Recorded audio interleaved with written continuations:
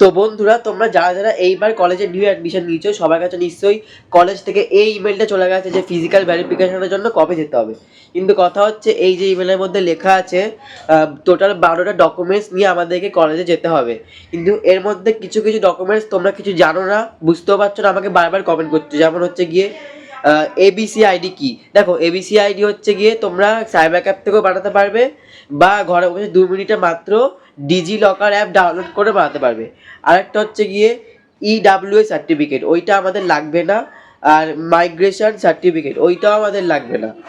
আর PWD certificate, ওইটা হচ্ছে যারা হ্যান্ডিক্যাপ বা যাদের ফিজিক্যাল প্রবলেম আছে তাদের জন্য, আমাদের লাগবে না।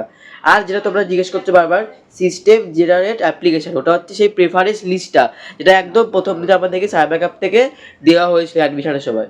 তো কারো আর কোনো ডাউট থাকলো না, এবিসি আইডি পিডাব্লিউ সার্টিফিকেট, তো সবাই ডকুমেন্টস রেডি করে নাও, কলেজে গিয়ে সবার সাথে দেখা হচ্ছে, ঠিক আছে?